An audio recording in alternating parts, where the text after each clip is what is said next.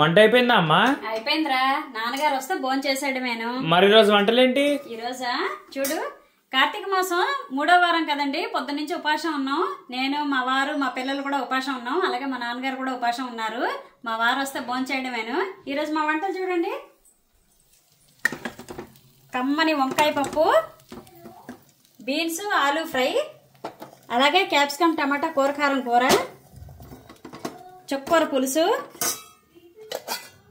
దోసకాయ ముక్కల పచ్చడి, చల్లని మీగడ పెరుగు, రైస్ ఇంకా ఇప్పుడే కుక్ అయిందండి.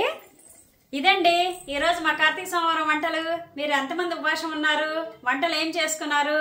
మరి నేను ఉప్పుడు పిండి రెసిపీ పెట్టాను, షార్ట్ వీడియో పెట్టాను. మన ఛానల్లోకి వెళ్ళి చూడండి. చాలా మంది కామెంట్ ఏం చేశారంటే వెల్లుల్లి ఆవకాయ బాగుంటుంది, మామూలు ఆవకాయ బాగుంటుంది, అలాగే వంకాయ పచ్చి పులుసు కూడా బాగుంటుంది అని చెప్పేసి అన్నారు. అది నాకు కూడా తెలుసండి. కాకపోతే నేను ఏంటంటే రెసిపీ తీసాను కదా, వీడియోలో టైం చాలదని చెప్పి నేను అవన్నీ చెప్పలేకపోయాను. అవన్నీ కూడా మేము కూడా తింటామండి. చాలా బాగుంటుంది టేస్ట్ అయితేను. మీరు కూడా ఒకసారి ట్రై చేయండి. అలాగే మా వంటలు ఎలాగున్నాయో కామెంట్ చేయండి. ఛానల్కి లైక్ చేయండి, షేర్ చేయండి, సబ్స్క్రైబ్ చేసుకోండి, సపోర్ట్ చేయండి.